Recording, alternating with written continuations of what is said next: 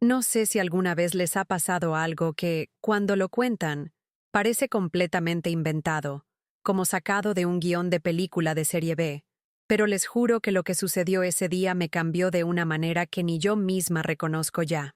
Antes, no olvides dejar tu me gusta y cuéntame en los comentarios desde dónde estás viendo.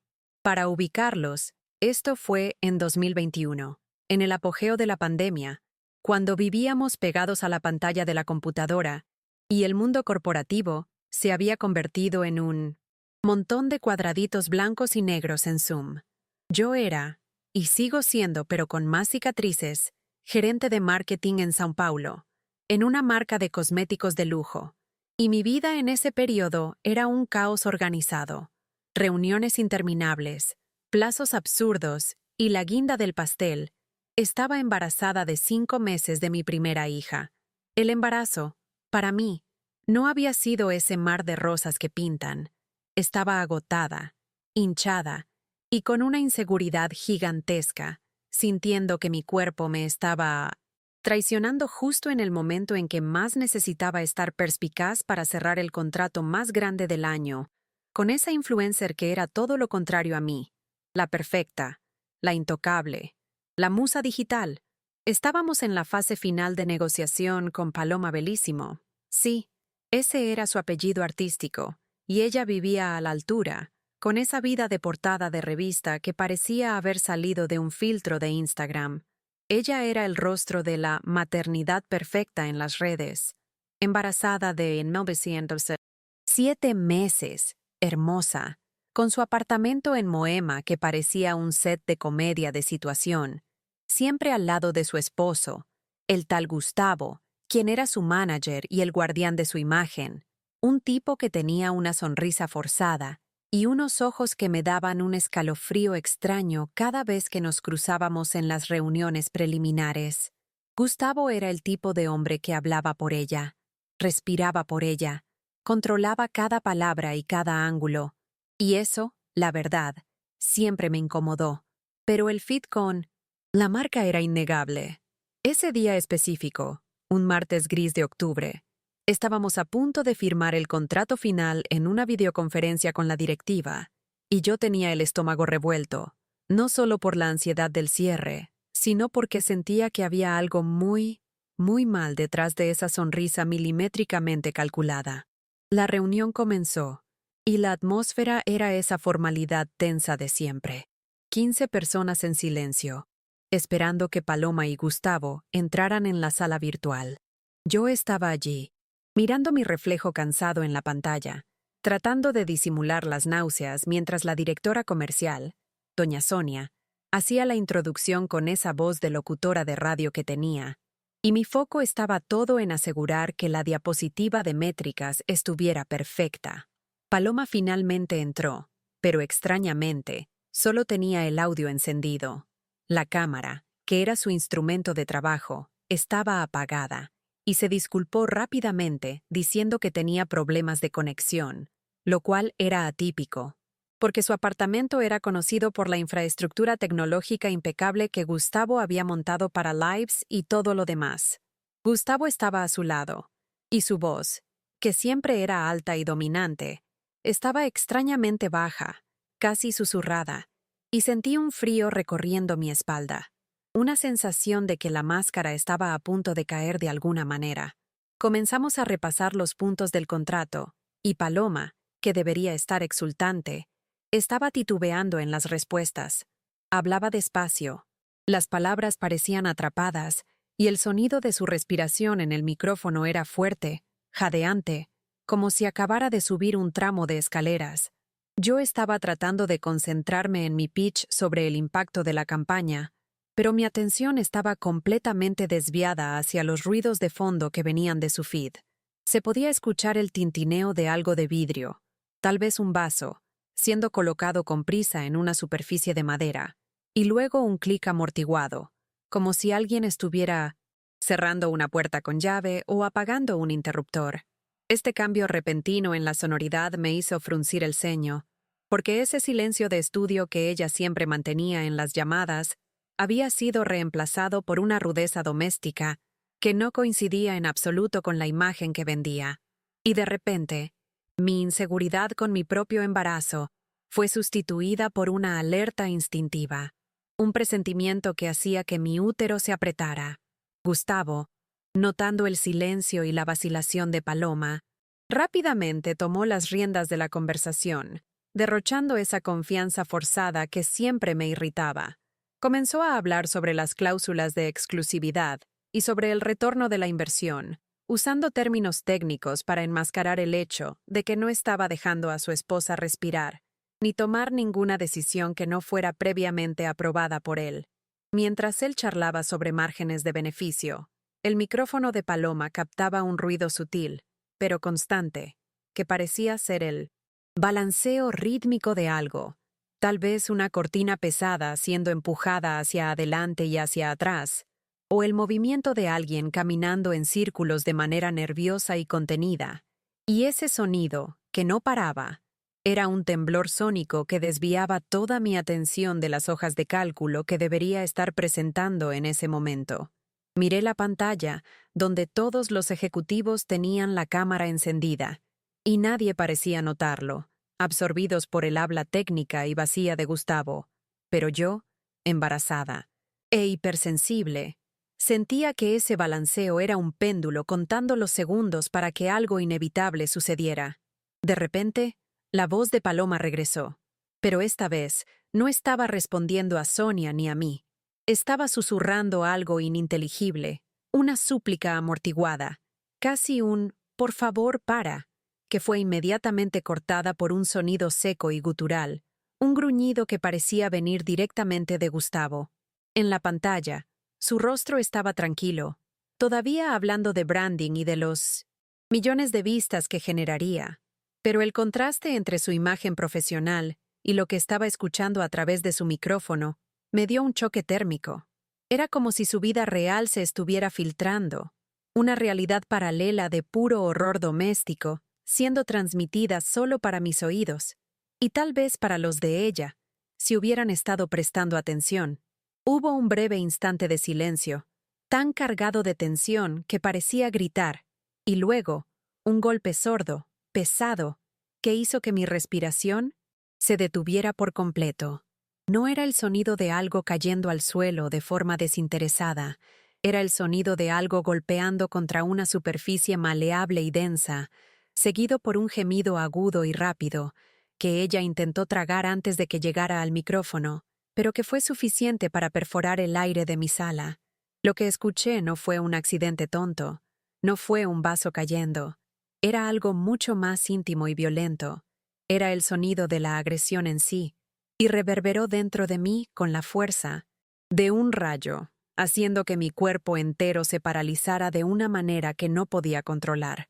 Una ola de náusea fría subió por mi garganta, no ya la náusea del embarazo, sino el miedo puro y desalmado de quien presencia algo terrible sin poder actuar. Ese gemido cortado de Paloma me golpeó de lleno, y sentí mi vientre endurecerse, un instinto primitivo de proteger a mi propia hija, conectándome de forma terrible con el dolor de la otra mujer que apenas conocía, que estaba allí, embarazada y vulnerable. Estaba congelada, con los ojos fijos en la imagen sonriente de Gustavo, que no pestañeó, no cambió la entonación de su voz, pero inmediatamente hubo un sonido metálico arrastrado, como si hubiera empujado la silla de forma abrupta y violenta, y justo después un pequeño chasquido, un clic, que entendí al instante. Él había finalmente desconectado el audio de la computadora de Paloma, sellando el silencio y el horror dentro de ese apartamento, justo cuando la pesadilla estaba comenzando de forma más clara. En la sala virtual, la conversación continuó como si absolutamente nada hubiera sucedido.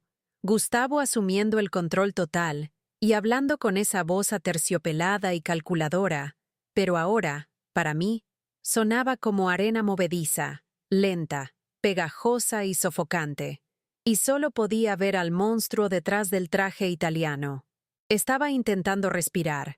El aire parecía haberse vuelto denso, y con un olor extraño a ozono quemado mezclado con polvo, y el silencio que siguió en el feed de Paloma era 1000 veces peor que el ruido. Era un silencio forzado, pesado, la ausencia de sonido que denunciaba la violencia que acababa de ocurrir. Un vacío ensordecedor que solo yo percibía. Miré alrededor, a los rostros de mis colegas, todos con esa expresión de tedio o de «tengo que parecer interesado», y pensé, ¿será que solo yo lo escuché? ¿Será que mi mente embarazada me está jugando una mala pasada, amplificando lo que no existe? Pero sabía que no. El sonido era real, y lo que me hizo estar absolutamente segura fue la respiración que regresó en su micrófono, ahora un sonido fino, casi sibilante, de quien está conteniendo el llanto con todas sus fuerzas para no ser descubierta, y allí, en ese exacto momento, decidí que no podía ser solo otra testigo invisible y cómplice de esa cobardía. Mis manos, que antes temblaban de náuseas y cansancio, ahora estaban frías y firmes sobre el teclado, y sabía que no podía simplemente gritar lo que había escuchado en medio de la reunión, con la directiva. Necesitaba pruebas concretas que fueran más allá de mi palabra contra la imagen intocable y bien pulida de Gustavo, el hombre que todos allí consideraban un empresario exitoso y un esposo ejemplar. Sabía que la reunión estaba siendo grabada por el sistema de la empresa, pero las grabaciones corporativas eran burocráticas y tardaban en acceder, y temía que Gustavo, con su red de influencia y poder, pudiera hacer desaparecer cualquier evidencia antes de que yo llegara a ella, manipulando la narrativa. Entonces, mientras él disertaba con una arrogancia insoportable sobre la sinergia de la marca con la familia y la futura mamá, silenciosamente abrí una aplicación de grabación de audio secundaria en mi computadora, un software oscuro que usaba para transcribir entrevistas, y comencé a grabar el sonido ambiente de mi propio micrófono, registrando su voz y, crucialmente, el silencio pesado de Paloma. Mentalmente rebobiné el momento del golpe, fijando la hora exacta, 14:37 y 12:00, como una contraseña en mi memoria, un detalle tan específico, tan quirúrgico, que solo quien estaba allí, prestando atención a la dimensión sónica y no a la visual, podría saber la verdad. Ese silencio subsiguiente en la línea de Paloma era la prueba de que su vida no era una timeline editada por filtros, sino más bien una prisión dorada, y su vulnerabilidad, siendo madre y embarazada, hizo eco de mi propia inseguridad como gestante en medio de ese mundo corporativo implacable, donde ser frágil estaba prohibido. Miré mi vientre, la curva suave bajo la blusa, y pensé en cómo ese hombre, Gustavo, estaba intentando controlar no solo la imagen pública, sino también el cuerpo y la voz de una mujer embarazada y famosa, y sentí una rabia gélida que superó el miedo paralizante, una furia que solo una madre que siente la amenaza de cerca entiende e internaliza. Era como si su horror se hubiera convertido en el mío, y su lucha por la seguridad se mezclara con mi lucha por mi espacio profesional, y la diferencia entre las dos situaciones era aterradora y cruel. Sabía el riesgo que estaba corriendo al confrontar a Gustavo, un tiburón digital con abogados carísimos y sed de poder, pero el sonido de ese golpe era innegociable. Era la línea ética que no podía cruzar sin actuar, y necesitaba usar la única arma que tenía en la mano: el poder abrumador de la marca que yo representaba. Gustavo estaba finalizando la presentación, hablando sobre el cronograma de producción del contenido, y su confianza era palpable, como si estuviera saboreando la victoria incluso antes de que se firmara el contrato, creyendo que controlaba cada variable de esa sala virtual. Esperé el momento exacto en que doña Sonia, mi directora, estaba a punto de tomar el micrófono para dar el visto bueno final, y solté mi voz, que salió sorprendentemente tranquila y baja, pero con un borde de acero que ni yo misma reconocí. Solo un momento, Gustavo. Antes de dar el go final, tengo una pregunta, muy específica para Paloma, una cuestión que es crucial para la narrativa de autenticidad que estamos comprando, y necesito escucharla a ella. Gustavo se detuvo de forma grotesca. La pausa fue de milisegundos, pero lo vi claramente en la pantalla. Su sonrisa, esa sonrisa de maniquí entrenado, se rompió en la esquina izquierda, formando una línea dura y rígida, y el brillo en sus ojos ya no era de poder y control, sino de un pánico animal y primitivo, el miedo agudo de ser expuesto en un ambiente donde la fachada lo era todo. Intentó cortarme, claro, con esa risa corta y superior, un sonido seco que no llegaba a los ojos, diciendo que Paloma tenía la conexión inestable y que él, como manager, podía responder por ella, jugando la carta del esposo protector y eficiente para la audiencia corporativa, pero era demasiado tarde, el daño ya estaba hecho. Lo ignoré fríamente y continué hablando, dirigiendo la pregunta directamente a Paloma, sabiendo que ella no podría responder sin denunciar su situación real, y luego lancé el anzuelo, con la precisión de un cirujano. Paloma, hubo una interrupción muy específica en tu línea de audio hace unos minutos, un sonido que no pudimos identificar, pero que alteró completamente tu patrón de respiración y tu voz. Como tu autenticidad es el foco del contrato, necesito saber, para nuestra seguridad, ¿qué sucedió en ese gap de comunicación que duró exactamente 15 segundos? El silencio en la sala virtual, que ya era tenso por la importancia del contrato, se volvió sepulcral. Gustavo se puso gris, el color desapareció de su rostro, y pude sentir las miradas de los otros ejecutivos cambiando de la pantalla a mi rostro, confundidos, pero claramente oliendo la sangre en el agua. El silencio de Gustavo duró solo el tiempo necesario para que él procesara la amenaza que yo representaba en ese momento. Cuando retomó la palabra, su voz estaba a un tono más alta, cortante, e intentó descalificarme de forma sutil, pero cruel, mirando directamente a la pantalla donde yo aparecía, en un intento desesperado de desmoralizarme. Duda. Entiendo que el estrés del embarazo y tu estado puede dejarnos un poco sensibles a ruidos de fondo y a situaciones emocionales, y lo respeto. Pero estamos en una reunión de negocios que vale millones de reales. Si no hay más preguntas pertinentes al contrato y a las cláusulas, sugiero que avancemos, porque Paloma necesita descansar. Y yo también. Esta mención directa a mi embarazo, utilizada para silenciarme y disminuir mi percepción, encendió una hoguera fría en mi pecho, pero mantuve la expresión neutra y profesional. Mientras él decía esa tontería, observé un detalle que solo quien tiene la visión entrenada por la rabia percibe. Una vena en su sien derecha, pulsando frenéticamente, un pequeño mapa geográfico de la violencia que estaba conteniendo para mantener la fachada. Fue en ese punto que supe que estaba mintiendo y que su miedo a ser descubierto era absolutamente real, y respiré hondo, sintiendo el peso de mi decisión, la responsabilidad cayendo sobre mis hombros.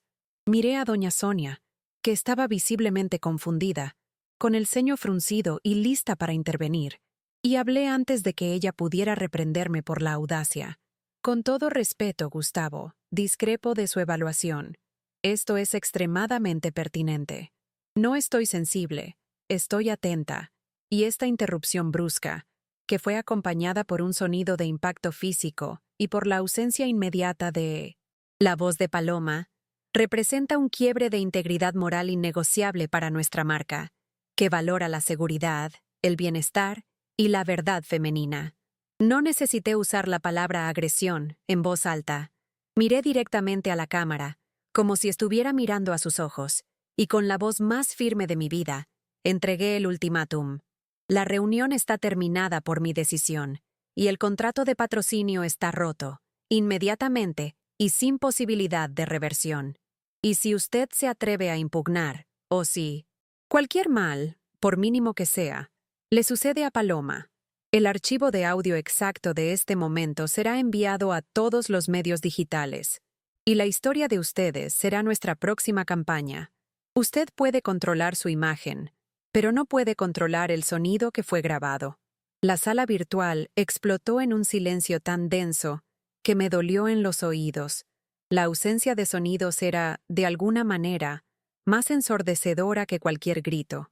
Vi a doña Sonia abrir la boca, conmocionada, lista para masacrarme por haber destruido un contrato millonario en cuestión de segundos.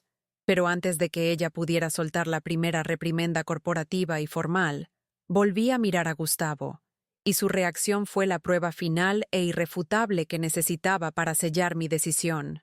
No negó el golpe, no negó haber agredido a Paloma, ni siquiera intentó defenderse de la acusación implícita de violencia doméstica. Simplemente se llevó la mano al rostro, en una pose que no era de inocencia o de dolor, sino de quien calcula el perjuicio y el riesgo de la exposición inminente en la red. Estaba preocupado exclusivamente por el archivo de audio, por la prueba irrefutable que yo tenía, y no por el dolor o el trauma de su esposa embarazada. La máscara se había caído por completo, y lo que quedó fue un depredador acorralado, con los ojos fijos en la pantalla, en una contemplación silenciosa y aterrorizante del desastre digital que yo acababa de crear para él, una ruina de millones que ya no podría controlar. No esperé la reacción de los demás colegas y ejecutivos. Con la mano aún temblando a causa de la adrenalina que bombeaba en mis venas, pero el espíritu extrañamente sereno y enfocado, cerré la ventana de Zoom con un clic seco y final, abandonando el torbellino de rostros confusos y la furia contenida de mi jefa, y el regreso repentino al silencio de mi apartamento fue casi un shock físico. Era un alivio que mezclaba terror y poder, la sensación de haber vuelto del frente de batalla. Lo primero que hice fue guardar el archivo de audio del grabador secundario, renombrándolo con el título frío y específico: Prueba 1437 M2S, Paloma, agresión. Un nombre que gritaba la verdad para cualquiera que abriera el archivo. A continuación, abrí Instagram y, antes de que Gustavo pudiera reaccionar o bloquear su acceso, le envié un mensaje directo a Paloma, a la cuenta que nunca había usado, con solo 3 palabras que remitían al sonido que había escuchado y al movimiento nervioso. ¿El balanceo se detuvo? Era una pregunta íntima y única que solo ella entendería, la confirmación de que yo había presenciado algo, e inmediatamente reenvié el mismo audio y un breve relato protocolario a la abogada jefa de RRHH, de la empresa, formalizando la ruptura del contrato por motivo de riesgo moral extremo e inaceptable. El silencio de mi apartamento no duró más de 30 segundos después de que cerré la pantalla. Mi celular explotó en vibraciones frenéticas sobre la mesa de vidrio. Un sonido agresivo y repetitivo que me hizo saltar en la silla, y supe, por la intensidad y la hora, que era doña Sonia, hirviendo en cólera corporativa y preparándose para la masacre. Atendí al segundo tono, y su grito invadió mi oído, una cascada de números y pérdidas financieras. Duda, ¿tienes idea de lo que acabas de hacer? Destruiste la negociación más importante del trimestre por culpa de un ruido que solo tú escuchaste e interpretaste. Mantuve la voz firme, casi robótica, repitiendo mi argumento sin pestañear, como un mantra de protección. Doña Sonia, tengo el audio exacto, y el silencio subsiguiente de Gustavo es su confesión, porque ni siquiera intentó negar el sonido de impacto. La exposición de un caso de agresión doméstica en la familia de nuestra principal embajadora de la maternidad perfecta destruiría nuestra marca de forma irreversible y moralmente insostenible. Acabo de proteger a la empresa del mayor desastre de imagen posible, y la ruptura de contrato es el menor de nuestros problemas ahora, puede estar segura. Su respiración pesada en el teléfono era casi idéntica a la de Paloma al comienzo de la reunión, solo que por motivos completamente diferentes: rabia y desesperación por el dinero. Después de colgar con Sonia, que, aunque todavía furiosa, se había quedado extrañamente pensativa y ligeramente más tranquila después de que mencioné el envío del archivo al departamento legal, la quietud regresó, pero ahora era un silencio cargado, lleno de amenazas, invisibles que parecían flotar en el aire de mi sala. Me encontré paralizada, mirando fijamente la pantalla de mi celular, hipnotizada por la ventana de conversación de Instagram que había abierto con Paloma, esperando alguna señal. Esas 3 palabras, ¿el balanceo se detuvo?, parecían gritar en la pantalla, y yo esperaba, con el corazón martilleando en el pecho y el estómago revuelto, que aparecieran los malditos 3 puntos que indican que ella está escribiendo. No podía hacer nada más que esperar, y esa inacción me consumía por dentro. Estaba sosteniendo la vida de otra mujer y de su bebé, una desconocida que vendía una mentira al mundo, pero que en ese momento era solo una víctima frágil. Y la responsabilidad de haber apretado el gatillo me hizo sentir un peso inédito en el vientre, una mezcla de miedo por mi propia seguridad y una profunda y escalofriante agotamiento moral. Debí haberme quedado más de 10 minutos mirando fijamente esa pantalla, el tiempo arrastrándose como si hubiera sido succionado por un agujero negro, y la luz fría y azulada del celular era lo único que iluminaba el pánico mudo de mi sala de home office. De repente, sin aviso de vibración, sin el sonido familiar de notificación que siempre me irritaba, simplemente apareció en la pantalla, en la esquina inferior de la ventana de DM. No eran los 3 puntos, era su respuesta, un texto corto, casi ilegible, escrito con lo que parecía ser la punta del dedo tembloroso, sin la corrección automática que ella usaba en sus stories. Paró. El mío también. El mío también era la confesión silenciosa y terrible que esperaba con tanto pavor. El balanceo nervioso que escuché en el audio no había sido una cortina, sino más bien su propia respiración, y el golpe que registré había sido el punto final de la violencia física que él había usado para silenciarla. Ese silencio que Gustavo había impuesto al final de la reunión era la confirmación de que él la había silenciado de forma cruel. Sentí un escalofrío subir desde la punta de mis pies hasta el cabello, una sensación de que acababa de salvar una vida, pero que ahora la mía propia estaba en riesgo inminente, ya que había confrontado al depredador en su propio e intocable territorio. Mis manos temblaban ahora, pero ya no de miedo paralizante, temblaban de una urgencia desesperada de acción. Escribí de vuelta, ignorando la formalidad y la distancia corporativa que siempre nos separó, transformándome en la única aliada de Paloma en ese momento crucial. Escuché el golpe. Grabé la agresión. Tu esposo ya no tiene control digital de la situación. Usé la marca para romper el contrato y amenacé con exponer el audio si hace cualquier movimiento contra ti o el bebé. Necesitas salir de ahí ahora, Paloma. Busca un lugar seguro. Envié el archivo a la abogada jefa de mi empresa, la doctora Lucia, y ella ya sabe absolutamente todo. Al enviar el mensaje, percibí la ironía cruel de la situación. El mundo digital que Gustavo usaba para construir la mentira perfecta de su matrimonio y de su riqueza era el mismo canal íntimo que yo estaba usando para robarle el poder de agresión y liberar a su víctima. Era una inversión de roles brutal y cinematográfica. La testigo invisible usando la herramienta de la exposición para dar voz a quien había sido silenciada de forma tan violenta y fría en medio del día. Apenas tuve tiempo de procesar la respuesta gélida y aterrorizante de Paloma, esa confirmación que me heló hasta el alma, antes de que el suelo corporativo comenzara a temblar bajo mis pies.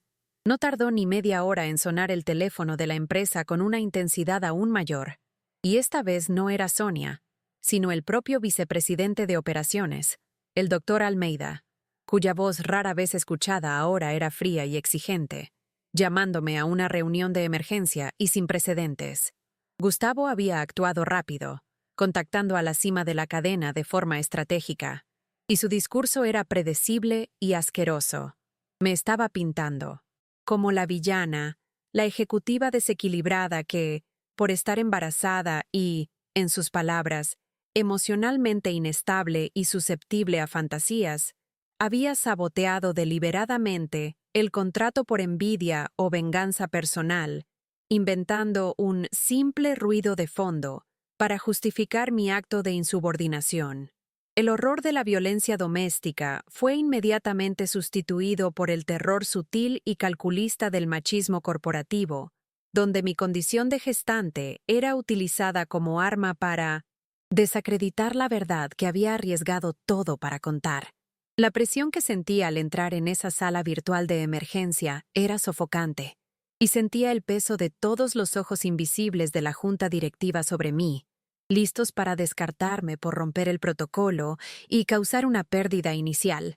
Pero me había preparado para esa reacción de defensa sucia y calculista de Gustavo. Después de todo, él solo sabía operar a través de la intimidación y la manipulación. Antes de entrar en la reunión con el doctor Almeida, llamé de nuevo a la doctora Lucia, la abogada jefa, y reiteré que ella ya tenía el audio protocolizado y mi declaración detallada, asegurando que la prueba estaba segura. Fui a la reunión con una calma que rozaba la locura, y mi defensa no fue emocional, sino puramente financiera y legal. Doctor Almeida, yo no inventé nada, y Gustavo está mintiendo para proteger su propio pellejo y su imagen. Al romper el contrato basándome en el audio, transformé un riesgo de millones de dólares en una crisis de imagen controlable con un mero proceso de ruptura contractual. Si los medios se hicieran con el audio y la noticia de que sabíamos de la agresión y hicimos la vista gorda, nuestra empresa, que vende empoderamiento femenino, estaría acabada. Actué para controlar la narrativa antes de que él pudiera controlarla, y ahora nuestra única responsabilidad es proteger a la víctima. La reunión con el doctor Almeida fue tensa, demorada y exhaustiva, pero él acabó cediendo a la lógica fría del riesgo de reputación e imagen que pendía sobre la empresa. La amenaza del audio planeaba sobre la marca como una espada de Damocles lista para caer y causar un perjuicio irreparable. Tan pronto como salí de la llamada, volví inmediatamente a la pantalla de mensajes, el corazón palpitando, y allí estaba, un mensaje de Paloma, enviado unos 10 minutos después del mío. No era un texto largo, era solo una foto de una maleta de mano pequeña, junto a un emoji de coche, un pin de localización. Pero el detalle que me golpeó en el pecho y me hizo derrumbarme en lágrimas no era la maleta, ni el coche, ni la localización. Era el pequeño osito de peluche, con el lazo azul descolorido, que ella había comprado para el bebé y que yo había visto en sus stories, ahora encima de la maleta. Ella solo había llevado lo esencial para la supervivencia y lo que representaba la vida que quería proteger, dejando atrás todo el lujo, las joyas y la mentira cuidadosamente montada. Sentí las lágrimas calientes, rodando por mi rostro, una mezcla de alivio y tristeza profunda por la condición de esa madre. Y por primera vez en ese día, la tensión en mis hombros y en mi vientre se disipó, como si mi cuerpo supiera que el peligro inmediato de ella había disminuido drásticamente. Respiré hondo, absorbiendo la quietud y el alivio momentáneo, antes de volver a la lucha digital. La filtración sobre la ruptura de contrato comenzó a aparecer en las redes de chismes, como un humo denso e inevitable subiendo de un incendio fuera de control. La noticia inicial era vaga y fría. Patrocinio millonario de Paloma Bellísimo, cancelado a última hora. Motivo desconocido. Ese silencio corporativo era nuestra arma más eficiente. Y la doctora Lucia estaba actuando rápido entre bastidores para asegurar que la falta de explicación oficial de la marca causara la especulación correcta y dolorosa. Internet, obsesionada con Paloma y Gustavo, y con todo lo que era perfecto, comenzó a crear teorías absurdas, desde una infidelidad con el entrenador personal hasta gravísimos problemas fiscales. La imaginación del público trabajaba a nuestro favor, cavando su tumba digital.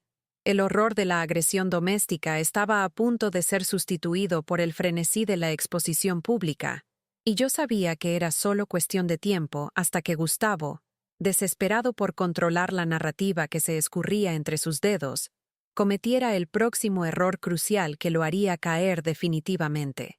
El sonido del golpe que escuché se estaba transformando en el grito de miles de curiosos y haters online. La presión de Internet, ese torbellino de especulaciones y hashtags que se formaba en los comentarios de los antiguos posts de la pareja, hizo que Gustavo se rompiera, exactamente como yo esperaba que su ego lo obligaría a hacer. No aguantó el silencio y, usando el perfil profesional de Paloma, que todavía controlaba, para mi frustración y el terror de ella, publicó una nota de esclarecimiento que era una obra maestra de 1990. Gaslighting y manipulación mediática. Decía que la cancelación del contrato era lamentable e infundada, resultado de desacuerdos creativos con una ejecutiva emocionalmente desequilibrada, y negaba vehementemente cualquier alegada situación de violencia, inventando una historia ridícula de que el ruido en el audio habría sido un jarrón de planta roto accidentalmente por la señora de la limpieza de larga data. El tono era excesivamente formal y frío para Instagram, desentonando completamente con el contenido ligero y personal que Paloma solía publicar. La frialdad de su mentira, expuesta en un fondo blanco con letras negras, me dio un nuevo escalofrío, pero supe. Acababa de dar el paso en falso final, firmando digitalmente su propia condena al intentar mentir de forma tan descarada. Con su mentira circulando rápidamente y atacándome directamente con insinuaciones sobre mi sanidad mental, el momento de actuar era ahora. Y yo no actuaría sola. La doctora Lucia y yo ya teníamos un plan listo para esa contraofensiva, coordinado discretamente con la propia Paloma, que estaba a salvo y con apoyo legal. Yo no quería que el audio se filtrara de forma irresponsable, como un mero video de chisme sensacionalista, sino con la seriedad y el peso de una denuncia formal. En lugar de publicar el archivo en mi propio perfil, lo envié anónimamente, junto con mi declaración protocolizada a RRHH y la nota falsa y ridícula de Gustavo, a una periodista investigativa muy respetada en el medio digital, que era conocida por exponer la suciedad y la hipocresía detrás de bastidores de celebridades. Al apretar el botón de envío, sentí un poder inédito, una sensación de justicia siendo hecha, no por venganza personal, sino por la liberación de esa mujer embarazada. El sonido del golpe que él creyó haber silenciado para siempre estaba a punto de explotar en el feed de millones, rompiendo la barrera del monitor y exponiendo el terror que él mantenía encerrado. No tardó. Mucho. La espera fue angustiante, pero valió cada segundo de tensión. Unas 3 horas después de que envié el paquete de información confidencial, el título estaba en el aire, estampado en negrita y con letras mayúsculas en el portal de noticias de la periodista. El audio invisible, como el grito de socorro silenciado de Paloma Bellísimo, expuso la farsa de la maternidad perfecta. El artículo era quirúrgico y devastador, detallando el audio perturbador, la ruptura de contrato y el patético intento de gaslighting por parte de Gustavo, con su nota oficial adjunta como prueba de la mentira descarada que había intentado impulsar. La explosión digital fue inmediata y ensordecedora. En minutos, el audio ya estaba siendo compartido en todas las plataformas, y la gente escuchaba, con horror y repulsión, el golpe sordo, el gemido ahogado y el silencio forzado que yo había escuchado sola en mi sala. Era la primera vez que millones de personas escuchaban el sonido exacto de la violencia doméstica y rompió Internet en pedazos. Era como si mi audición, tan sensible ese día, se hubiera convertido en la audición del mundo, forzando a todos a encarar la verdad que estaba escondida bajo la capa de filtros y belleza. El reinado digital de Gustavo se desmoronó en tiempo real, una implosión espectacular de reputación y poder que daba miedo de ver, pero al mismo tiempo liberadora. Los patrocinadores saltaron del barco como ratas.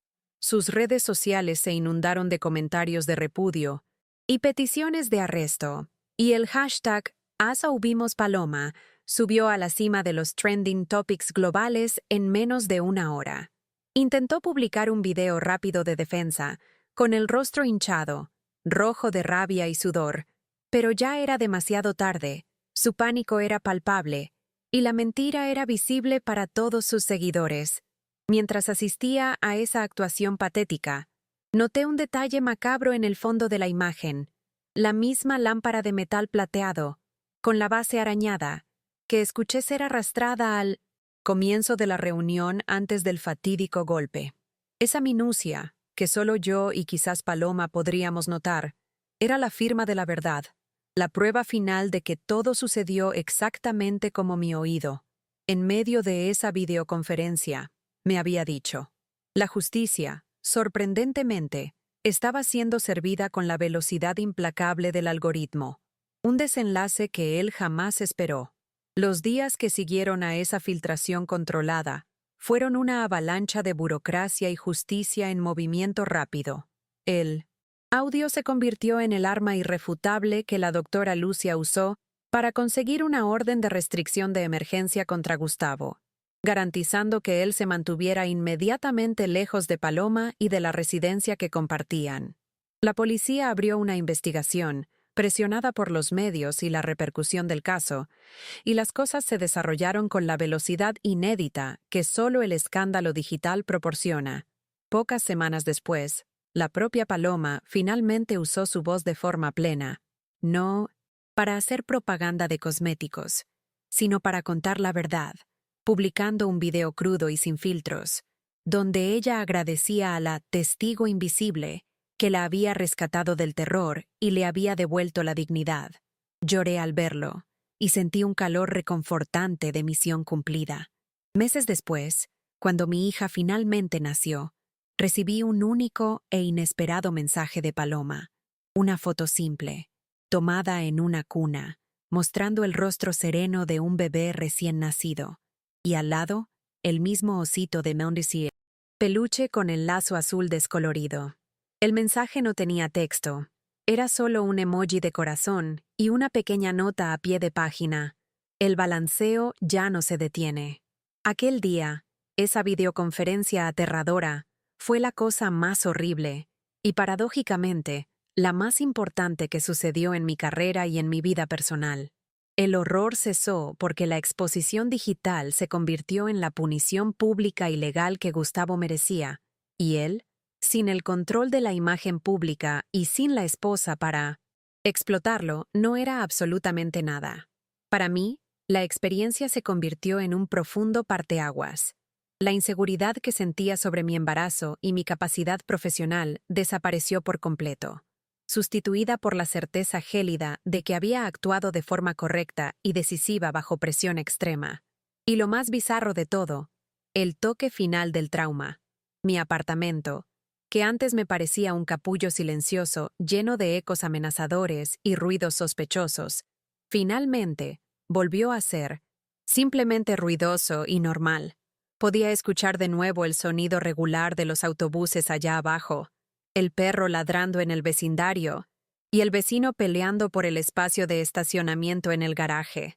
El silencio forzado y lleno de miedo de ese día se había roto, y el sonido de la vida real, imperfecta, caótica y ruidosa, sonaba como la cosa más segura y hermosa del mundo para mí.